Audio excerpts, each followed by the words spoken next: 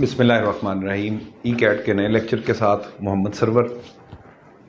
आज हम लोग पढ़ने जाएंगे कि कंपोजिशन ऑफ फंक्शन क्या होती है और इसके लिए कुछ ट्रिक्स वगैरह भी देखेंगे। जी बेटा, कंपोजिशन ऑफ फंक्शंस के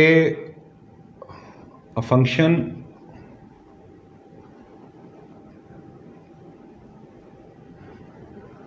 ऑफ एन अदर फंक्शन। सादा सी बात आप इसके लिए याद रखें कि फंक्शन को एक किसी और फंक्शन का फंक्शन बना दिया जाए तो वो कंपोजिशन ऑफ फंक्शन होती है। मिसाल के तौर पे अपने पास एफ ऑफ एक्स है, 2x है और एक फंक्शन जी ऑफ एक्स है, एक्स स्क्वायर है। तो आपने f को g से कंपोज करना है तो इसको लिखने के दो तरीके होते हैं। कैसे f को g ऑफ x भी लिख देते हैं या f into g of x भी लिख देते हैं। इसका मतलब सिंपल ये होता है कि f वाले फंक्शन में आपने g ऑफ x की वैल्यू पुट कर देनी है। तो पहले आप f वाला फंक्शन देख लेंगे, 2 आ गया, फिर आगे आ गया x की जगह पे g ऑफ x लिख देना है। g ऑफ x कितना आ रहा है, एक्स स्क्वायर। लो बेटा, आंसर आ गया। अगर आपसे ये पूछ लिया जाए कि g o f of x या g into f of x, तो अब पहले g फंक्शन ले लें। g फंक्शन में क्या करना है आपने कि g वाले फंक्शन में x की जगह पे f ऑफ x लगा देना है। g फंक्शन देखा जाए तो वो है x की जगह पे f ऑफ x लगा देना है। x है, इसमें x की जगह पे 2x लिख देना है, 2x और इस सारे का स्क्वायर। इसका आंसर आ गया 4x स्क्वायर। ठीक है। अच्छा, अगर आ जाए f circle f of x कि f को f से कंपोज करना है, इसको shortly f square of x भी लिख दिया जाता है। इसका मतलब यह है कि f को f से ही कंपोज करवाना है कि f वाले फंक्शन में x की जगह पर दोबारा f ऑफ x ही लिख देना है। f ऑफ x वाला फंक्शन पढ़िए, 2 आ गया, पहले x की जगह पे दोबारा f ऑफ x लिख देना है, x की जगह पे फिर 2x हो गया, तो ये बन गया 4x। और अगर ऐसे आ जाए g circle g of x या g स्क्वायर ऑफ x भी इसे लिखा होता है, तो इसमें क्या करना होता है आपने कि g फंक्शन में x की जगह पे g ऑफ x को लगा देना है। g ऑफ x फंक्शन पढ़ो, क्या आ रहा है, एक्स स्क्वायर। x की जगह पे दोबारा यही फंक्शन पुट कर देना है, x की जगह पे एक्स स्क्वायर और फिर इसका स्क्वायर x की पावर 4। ये कंपोजिशन ऑफ फंक्शन आपकी पूरी हो गई। इसके लिए 2-3 छोटी छोटी चीज़ें याद रखिएगा कि अगर आपके पास दो फंक्शन दिए गए हैं, नंबर 1 कि f and g are even, दोनों इवन फंक्शन होंगे, then f composed by g और g composed by f is even. अगर बेटा दोनों फंक्शन इवन है तो f को g से कंपोज कर दो या g को f से कंपोज कर दो, इवन आंसर ही आएगा। इसकी एग्जांपल देख लेते हैं हम लोग। हमारे पास एक फंक्शन है फॉर एग्जांपल एक्स स्क्वायर और एक g ऑफ x फंक्शन है हमारे पास x की पावर 4। अब हम f composed by g of x करते हैं, यानी कि f वाले फंक्शन में x की जगह पे g ऑफ x लगा देते हैं। x की जगह पे g ऑफ x लग जाएगा, g ऑफ x है x रेज टू पावर 4 और इसका स्क्वायर, तो ये दोनों पावरें आपस में मल्टीप्लाई होकर x रेज टू पावर 8 आ गई। यहां पर भी इवन पावर आ रही है, इसका मतलब है ये भी इवन फंक्शन है। और अगर g को आप f से कंपोज कर दें, ठीक है बेटा, तो g को अगर f से कंपोज किया जाएगा फिर क्या बनेगा, g वाले फंक्शन में x की जगह पे f ऑफ x लगा दें, यानी कि x square raise to power 4 लिख दे तो x रेज टू पावर 8। यहां पर भी इवन पावर आ रही है तो ये भी अपनी नेगेटिव साइन को खत्म कर देगा, इसलिए ये भी इवन फंक्शन होगा। अगर दोनों फंक्शन इवन हैं तो उनकी कंपोजिशन भी इवन होगी। दूसरी बात, f and g are odd. अगर दोनों ऑड फंक्शन होंगे तो इनकी जो कंपोजिशन होगी f सर्कल g या g circle f is odd, ये भी ऑड ही आएगा आपके पास। मिसाल के तौर पे आप एक f ऑफ x फंक्शन जो है वो tan x ले लेते हैं और g ऑफ x फंक्शन जो है वो sin x ले लेते हैं आप लोग। तो f को g से कंपोज करा दें, f composed by g of x। चलें जी, f वाले फंक्शन में x की जगह पे g ऑफ x लगा दे, tan और x की जगह पे लग गया sin x। ये हमारे पास एक नया फंक्शन आया है।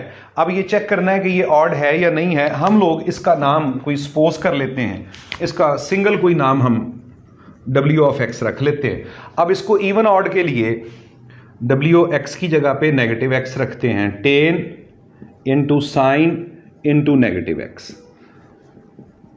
आप लोग जानते हैं साइन नेगेटिव बाहर ले आता है, नेगेटिव साइन x हो गया, और 10 भी अपना नेगेटिव बाहर ले आता है, नेगेटिव 10 इंटू साइन एक्स हो गया, और ये फंक्शन वापस आ गया, नेगेटिव की अलामत बाहर आ गई है। तो ये बेटा कौन सा फंक्शन हो गया आपके पास? ऑड फंक्शन हो गया। तो अगर दोनों इवन है उनकी कंपोजिशन भी इवन होगी, दोनों ऑड हैं तो उनकी कंपोजिशन भी ऑड होगी। अब रह गया केस कि अगर एक इवन हो और एक ऑड हो तो कंपोजिशन क्या बनेगी? जी बेटा तीसरे नंबर पे f is even, g is odd.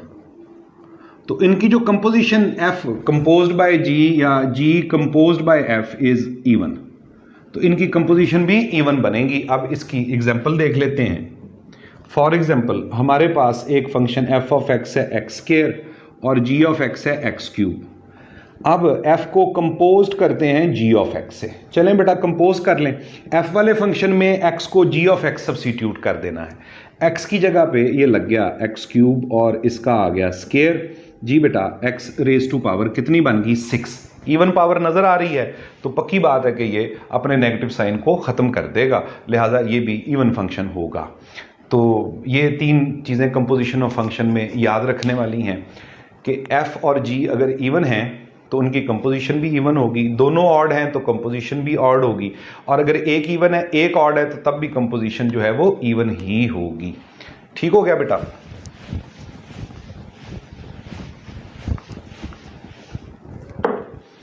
अब इसके बाद चलते हैं इनवर्स ऑफ फंक्शंस पे।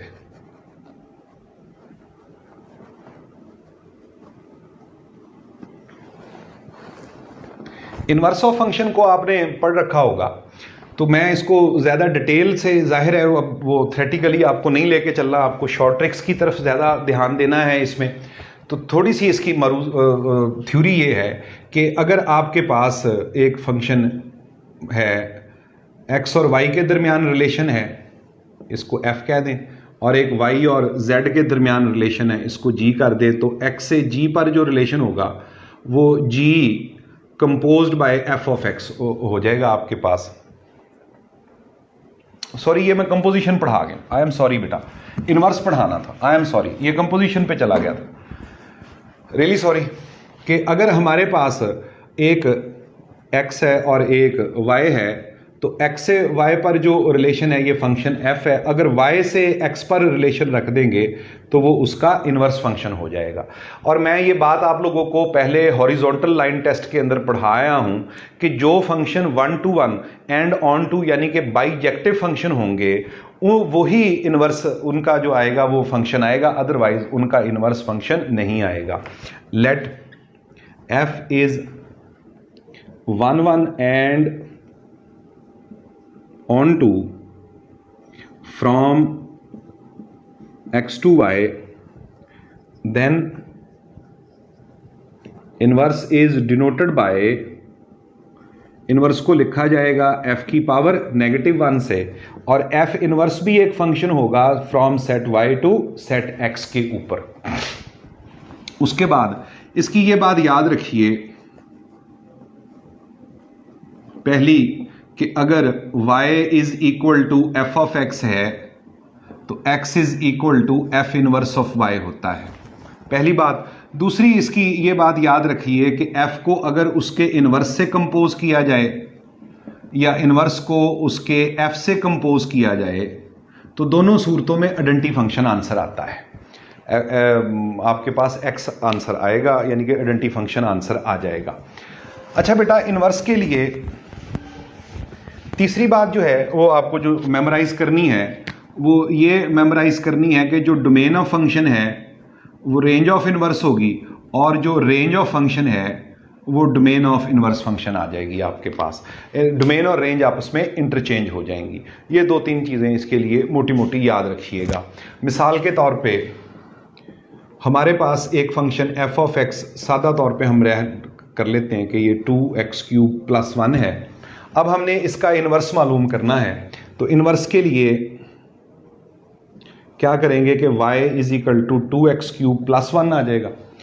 अब आप इसमें ये करेंगे कि x की वैल्यू निकाल लेंगे, 1 इधर आके माइनस हो गया, 2 डिवाइड हो गया तो x³ बन गया ये y - 1/2 और क्यूब ख़त्म कर दें तो ये आ जाएगा y - 1/2 whole raise to power 1/3। और अकेले x को हमने लिखना है f inverse of y, f inverse of y आ गया। अब अगर f इनवर्स ऑफ x रख दें आप तो ये बन जाएगा x - 1/2 रेज़ टू पावर 1/3। अब कंपोज करके देखें ज़रा, f composed by f inverse of x, यानी कि f वाले फंक्शन में x की जगह पे इनवर्स लगा दें। f वाला फंक्शन है 2, x की जगह पे ये लिख देना है x - 1/2 पावर 1/3 और इस x की टोटल पावर 3 आ रही थी +1, तो ये और ये काट दें। 2 × x - 1/2 + 1 ये कट गया, x - 1 + 1 कट गया, आंसर पीछे आइडेंटिटी फंक्शन x ही आएगा। ये वाली ऑब्जेक्टिव आपकी। अच्छा, ये ऑब्जेक्टिव ना बड़ा फ़ायदा देती है हमें क्वेश्चंस के अंदर लंबे प्रोसीजर से बचने के लिए। ये जो मैंने सारा प्रोसीजर किया है ये आपको नहीं करना पड़ता ऑब्जेक्टिव के अंदर अक्सर औकात। फॉर एग्जांपल आपको एक फंक्शन मुश्किल सा दे देते हैं, f(x) = for example x³ - 4x² + 1 divided by x + 1 for example लिख दिया जाता है यहाँ पे, और फिर आपसे ये पूछा जाता है कि f composed by f inverse of 10 का रिजल्ट क्या होगा। तो अक्सर बच्चे इसमें उलझ जाते हैं। पहली बात तो यह है कि फंक्शन बहुत मुश्किल है, जाहिर है इसको हल करना ही मुश्किल हो जाएगा हमारे लिए। उसके बाद इसका इन्वर्स निकालना, इन्वर्स निकालने के बाद उसका f से f इनवर्स ऑफ x को कंपोज करना और उसमें x पुट करना। अब आप देखें कि f को f इनवर्स से कंपोज किया जाए या इनवर्स को f से कंपोज किया जाए, दोनों सूरतों में आंसर 10 आता है। तो अब देखें कि यहाँ पर x की जगह पे 10 आ रहा है तो इसका रिजल्ट जो है वो कितना आ जाएगा, आपके पास 10 आ जाएगा। फॉर एग्जाम्पल अब ये शॉर्ट ट्रिक कैसे काम करेगा। फॉर एग्जाम्पल आपको दिया जाता है 3x³ - 7 और f inverse composed by f of 5 लिख दिया जाता है यहाँ पे, और इसका आंसर आगे ऑप्शन पूछा जाता है क्या आएगा। तो सिंपल सी बात है, f इनवर्स को जब f से कंपोज किया जाएगा आंसर आइडेंटिटी फंक्शन यानी कि x आएगा। यहाँ x की जगह पे आप गौर कर लें क्या आ रहा है 5, तो आंसर इसका 5 आ जाएगा बगैर कुछ हल किए हुए। तो ये ट्रिक आपका बड़ा काम आएगा। उसके बाद अब बारी आती है कि डोमेन और रेंज इनवर्स फंक्शन की कैसे देखनी होती है। मिसाल के तौर पे आपको एक f फंक्शन दिया गया है, ऐसे x - 1 का स्क्वायर रूट दे दिया गया, इसकी पहले आप डोमेन निकाल लें। डोमेन ऑफ फंक्शन क्या आएगी, फिर इसकी रेंज ऑफ फंक्शन क्या आएगी। डोमेन और रेंज रेडिकल की मैं डिटेल से आपको लेक्चर्स में पढ़ा चुका हूं, तो आपको पता है कि ये नीचे लीनियर आ रहा है, यहां से x की वैल्यू आ गई 1 से लेके ये जाएगा पॉजिटिव इन्फिनिटी तक, और रेंज इसकी स्क्वायर रूट के बाहर प्लस है तो 0 से पॉजिटिव इन्फिनिटी तक जाएगी। तो जो डोमेन है वो रेंज इनवर्स हो जाएगी और जो रेंज है वो डोमेन इनवर्स हो जाएगी। तो इस तरह आप इनवर्स फंक्शन की बगैर उसका इनवर्स मालूम किए हुए डोमेन और रेंज ट्रिक के साथ निकाल सकते हैं। फॉर एग्जांपल ये आपके पास रैशनल की सूरत में आ रहा है, ऊपर x - 1 है, नीचे x + 4 है, तो इसकी पहले डोमेन निकाल दें। नीचे है x + 4, तो जाहिर है x क्या नहीं हो सकता, -4 नहीं हो सकता। सारे रियल नंबर होंगे लेकिन -4 नहीं होगा, ठीक है।